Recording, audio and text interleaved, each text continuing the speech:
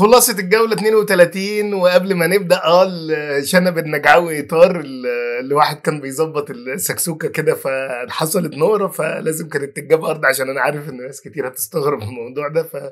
يعني إن شاء الله كده شوية ويرجع تاني بإذن الله زي الأول. جولة التعادلات، وهقول انها جولة التعادلات بالرغم من ان العنوان يعني اتحرق كذا مرة. والله كاتبه من قبل حتى الجولة الاخيرة، التعادلين الاخيرين ما يحصلوا. سبحان الله، حساب سيريا ايه بالعربي تقريبا كان كاتب جولة التعادلات، وفي احد المتابعين برضو على تويتر كان قايل ان هي الجولة كلها تعادلات. ولكن انا هصر برضو اقول انها جولة التعادلات لان هي فعلا ما يتقالش عليها غير جولة التعادلات، لان كل الماتشات تعادل باستثناء اول ماتشين. يعني هو لاتسيو وليتشي بس اللي كسبوا، الباقي كله تعادلوا. فنبدا على طول. طبعا اليوفنتوس وتورينو اتكلمنا، او تورينو ويوفنتوس التعادل اتكلمنا عنه بالتفصيل، والحلقه يعني ارجعوا لها. ولكن ما اتكلمش على التغييرات طبعا لان يعني خلاص المفروغ منه، مش هنقعد نعيد في نفس الكلام. ويمكن كيزا كان ليه فيديو طالع ان هو بيتكلم ان انا اول تغيير، ويعني كان مستاء جدا وباين ان العلاقه بينه وبين أليجري مش احسن ما يكون. وطبعا شاذني برضو الاصابه بتاعته عمل عمليه في الحاجز الانفي، وان شاء الله يعني خلال اسبوعين ممكن يرجع، وبيرين هو اللي هيكون المعوض في الغالب. فده كده ماتش تورينو يوفنتوس مش هنرجع له، ولكن نبتدي نتكلم على الجوله بالترتيب. اول حاجه لاتسيو سالرنيتانا 4-1 للاتسيو، فوز يعني سهل ومريح يعني، ويعمق في جراح سالرنيتانا. وكان الاجوان في جوان كتير لطيفه، ولكن هنتكلم طبعا على احلى هدف فيما بعد. ولكن كان فوز سهل للاتسيو، وده يمكن احد الفوزين زي ما بقول، لان الماتش اللي بعديه ليتشي امبولي، يعني ليتشي يسرق امبولي ويسرق الفوز من امبولي، يعني حظ يبتسم له بشكل كبير، وفوز مهم جدا لليتشي على امبولي في الصراع على يعني المراكز المتاخره من الدوري. ولكن فوز مهم لليتشي على امبولي. نيجي بعد كده نبتدي بقى التعادلات. بولونيا تعادل بدون اهداف، بولونيا مع مونزا، ويعني كأن بيعمل معانا احلى شغل. واضح ان كان ماتش سجالي الى حد كبير في اوقات كتيره من الماتش، ولكن كان في افضليه شويه لبولونيا الذي لم ينجح في الفوز بالمباراه، وكان في صالحنا طبعا. بعد كده تعادل اخر نابولي مع فروزينوني 2-2. يعني ميرت بعد ما يصد ضربه جزاء ضيع الليله في التعادل، وبعدين يعني فروزينوني كان هيخطف حتى الفوز. وده لو هنتكلم يعني بوليتانو يمكن احلى هدف بالنسبه لي عشان ما نضيعش وقت. يعني ده احلى هدف في الجوله بالنسبه لي. يمكن هنتكلم بعد كده على في هدف للياو وفي سكاماكا وفي كم يعني في كم جون هنتكلم خلال الماتشات ان في كم جون برضو لفتوا النظر. ولكن اعتقد هو من وجهه نظري بوليتانو كان هدفه رائع، لو ده هدف اللي جابه كان هدف رائع شكله جميل، ويعني ما كانش في اهداف تانية على نفس المستوى في الجوله. ولكن نابولي يتعادل 2-2 مع فروزينوني، وكأن نابولي برضو بيرجع تاني لسابق عهده في التعادلات وفي فقدان النقاط. ساسولو ميلان، بداية نارية من ساسولو 2-0، وكان مفروض ان هو يعني ركب الماتش، وبعدين حتى ميلان جاب 2-1 وبعد كده ساسولو جاب 3-1. ولكن ميلان ينجح ان هو يرجع من 3-1 ل3-3 يعني. وهدف لياو برضو كان هدف جميل بصراحة، الترقيصة والدخلة وحطها ببطنه رجله على الارض كان برضو من الاهداف الجميلة. ولكن يمكن بوليتانو كان هدفه احلى. ولكن 3-3 ساسولو ميلان.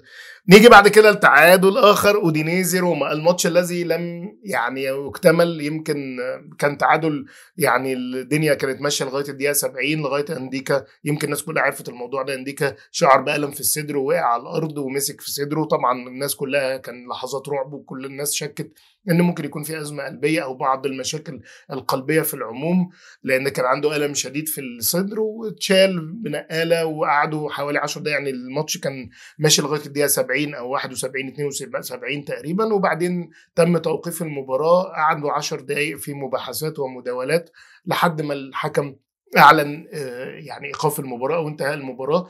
الله اعلم ايه اللي هيحصل. المفروض ان هو يعني يستكمل المباراه من ما اعرفش بقى من الدقيقه المفروض حاجه و70 لما تم ايقافها، بنفس كل حاجه بنفس القائمه بنفس كل حاجه. ولكن لسه هنشوف ايه اللي هيحصل الفتره القادمه. ولكن حتى تم ايقاف المباراه كانت برضو تعادل 1-1. وانديكا الحمد لله برضو للاطمئنان عمل الفحوصات، طلع الموضوع من كدمه او من التحام خلال الماتش، يعني اصابه في الصدر، ويعني في زي حاجه اسمها مينيمال نيموثوركس، يعني زي في هواء، مش هواء طبعا جوه الصدر. الناس كلها تقول لك ما الهواء لازم يبقى جوه الصدر، لا مش جوه الحوصلات الهوائيه، يعني في القفص الصدري دخلوا شويه هواء. في فيديو كده ان في زي كوع خبط في الصدر، ممكن يكون هو ده اللي عمل يعني في بعض الناس بترجح ان ممكن الموضوع ده هو اللي يكون عمل المشكله او عمل الالم في الصدر ده، فادانا يعني عرض مشابه ان ممكن يكون في حاجه في القلب، ولكن الحمد لله الفحوصات القلبيه سليمه، ما مجرد الفحوصات قالت ان ده نتيجه الخبطات والالتهابات في الملعب، فالحمد لله هو يعني في طريقه للاستشفاء والامور بخير، فالحمد لله الحمد لله على سلامتك يا نديك. ولكن برضو حتى الماتش قبل ما يخلص كان 1-1 بين اودينيزي وروما.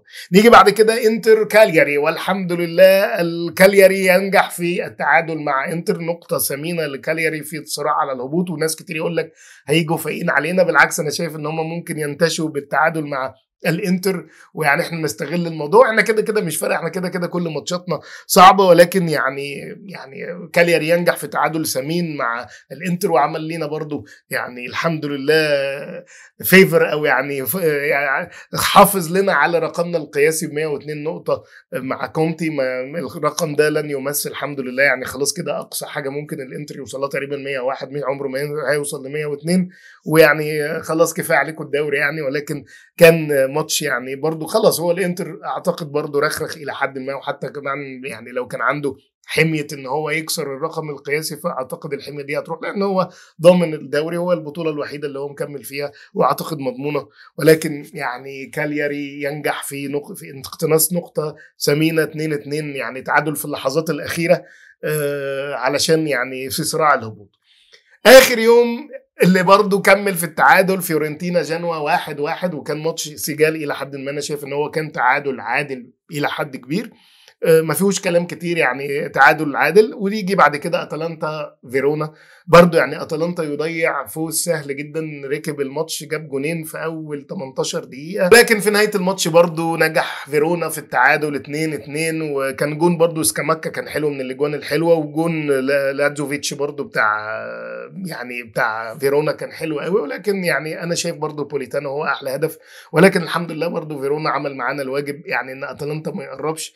فيعني سبحان الله، انا حتى بقول يعني احنا جه اليوم اللي احنا بننافس فيه بولونيا واتلانتا وروما اللي مغير نص يعني مدرب في نص الموسم، ومستنيين فيفرز او مستنيين بعض الحاجات من فيرونا ولا من مونزا ولا فيعني هزلت وزبلت وتنحنحت. والغريبه ان في ناس شايفين ان بعد ده كله واحنا قاعدين مستنيين المقعد الخامس كمان بتاع ايطاليا، ان لو اتاهلنا للتشامبيونز هيكون انجاز.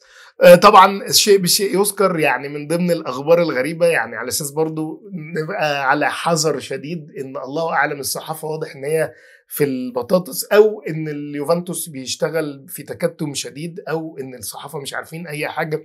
فيليبي اندرسون بعد ما كان طلع بيان ان هو يعني خلاص مش هيستمر مع لاتسيو هذا الموسم، وان هو اختار طريق اخر، وبعد كان في يوميها الصبح ان صحفيين المفروض من الموثوق منهم من زي فابريزيو رومانو وزي روميو اجراستي كان بيقولوا خلاص ان هو تم الاتفاق مع فيليبي اندرسون مع اليوفنتوس، ولكن فجأة عرفنا بالليل ان هو راح بالميراس. ويمكن يعني الصحفيين عرفوا قبل الاعلان الرسمي بدقائق قليله، يمكن الفريدو بيدولا تقريبا هو الوحيد اللي ظبط الموضوع ده، قاله من بدري، والناس كتير افتكرت ان هو بيهرج، ولكن طلع كلامه صحيح. ولكن اذا هذا ان دل فانه يدل على ان محدش فاهم اي حاجه، وما نستناش غير الكلام الرسمي وربنا يستر. ولكن يعني لان برضو امبارح في صحفي تقريبا اسمه سارنو طلع قال لك بقى تيك تاك والقنبله، هنعلن اسم المدير الفني الرسمي لليوفنتوس، وقال تياجو موتا اللي الناس كلها عارفاه، فيعني ما كانش لا سبق ولا حاجه. ودايما بقول اللي بيقعد يقول بالساعه ده ما بيبقاش فيه حاجه، اللي عنده حاجه بيقولها على طول، وحتى اسمه سبق صحفي، فاكيد مش هيقعد مبيت الخبر عنده 5 ساعات،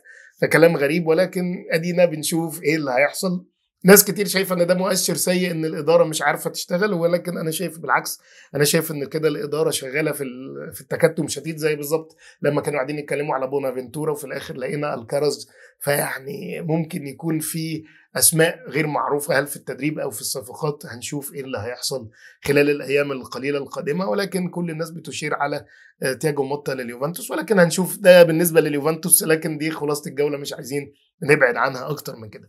اتكلمنا على احلى هدف، هنتكلم على الترتيب وعلى الجوله القادمه. الترتيب طبعا الانتر في المركز الاول ب 83 نقطه، الميلان مركز ثاني ب 69 نقطه، اليوفنتوس ثالث ب 63 نقطه، بولونيا رابع ب 59 نقطة، روما خامس ب 55 نقطة ولسه عنده يعني الماتش لسه لم يحسم. أتلانتا برضو 51 نقطة ولسه عنده مؤجلة، لاتسيو 49، نابولي 49، تورينو 45 في المركز التاسع، فيورنتينا عاشر 44، مونزا 11 43، جنوا 12 39، ليتشي 13 32. ليتشي يعني الفوز ده دخله شويه في نص الجدول، وكالياري برضو التعادل ده برضو خلاه يبعد شويه بقى في المركز ال 14 ب 31 نقطه. اودينيزي 15 ب 28 نقطه، نفس عدد نقاط امبولي في المركز ال 16 ونفس عدد نقاط هيلاس فيرونا في المركز ال 17. فروزينوني اخر بقى 3 مراكز اللي هم مهددين بالهبوط، فروزينوني 27 نقطه، وساسولو 26 نقطه، وسالرنيتانا في المركز الاخير ب 15 نقطه. يعني سالرنيتانا في الغالب هو الوحيد اللي ضامن النزول، الا اذا لو حصلت يعني معجزات ان هو بقى فاز في كل اللي جاي. ولكن اقرب يعني فريق للهبوط في الغالب هو سالرنيتانا، ولكن هنشوف ايه اللي هيحصل. الجوله 33 تبدا يوم الجمعه 19 ابريل بجنوا لاتسيو. ده ماتش هيكون حلو جدا يعني على ارض جنوا، اعتقد هيكون سجال الى حد ما. كالياري يوفنتوس هيكون ماتش صعب جدا، هيكون على اليوفنتوس في ارض كالياري الساعي للهروب من الهبوط، واعتقد كالياري دايما بيكون ماتشاتنا هناك صعبه، فهنشوف ايه اللي هيحصل. ده يوم الجمعه. السبت عندنا ماتشين، امبولي نابولي، طبعا برضو هيكون ماتش يعني صعب شويه على نابولي، وخصوصا ان هو يمر بحاله مش جيده جدا. بعد كده هيلاس فيرونا اودينيزي برضو هيكون ماتش متكافئ الى حد ما. دول ماتشين يوم السبت. نيجي لحد عندنا 4 ماتشات، ساسولو ليتشي يعني برضو متكافئ برضو على صراع مراكز الهبوط، تورينو فروزينوني، المفروض يعني تورينو له الافضليه شويه، ولكن فروزينوني ساعات بيعمل ماتشات حلوه. سالرنيتانا فيورنتينا، المفروض برضو سهل لفيورنتينا، ولكن الله اعلم سالرنيتانا لسه هيكون بينازع ولا لا. مونزا اتلانتا، ده ماتش هيكون حلو، ماتش متكافئ، وخصوصا كمان على ارض مونزا عنده افضليه، فهنشوف ايه اللي هيحصل. وتختتم الجوله يوم الاثنين يعني بقمم الجولات تقريبا. يوم الاثنين هيبقى ماتشين تقال قوي، روما مع بولونيا، ده ماتش هيكون جامد جدا جدا جدا. وعندنا طبعا ديربي ميلانو، اي سي ميلان مع الانتر، هيكون برضو ماتش جامد جدا. دي كانت خلاصة الجولة. واللي أول مرة يشوف القناة دي، مش بس قناة عن الكالتشو أو عن اليوفنتوس أو عن الكورة، لا فيها كلام طبي بشكل مبسط جدا وكلام عام، حاطط كل حاجة في القوائم. ارجع له القوائم، وكل واحد حاجة تعجبه إن شاء الله يا رب، يعني يلاقي حاجة تعجبه. أهم حاجة تكون القناة ممتعة ومفيدة للجميع، ولو لقيتوها تستحق الاشتراك ما تنسوش تعملوا اشتراك عشان يوصل لكم كل جديد. قبل ما بمشي برضو بذكر نفسي بالدعاء لأهلنا في فلسطين، يعني ربنا ينصرهم ويزيح عنهم الغمة، وحسبنا الله ونعم الوكيل. ويعني إن شاء الله نسمع أخبار خير قريبا. ويعني طبعا ندعي برضو لكل يعني أهلنا في كل مكان، وفي سوريا في السودان، ولكل المستضعفين في كل مكان، ربنا يحفظهم وينصرهم، وحسبنا الله ونعم الوكيل. ربنا يدينا العمر والصحة، ونشوف بعض على خير سواء في اللايف الجاي أو الحلقة الجاية. والسلام عليكم ورحمة الله وبركاته.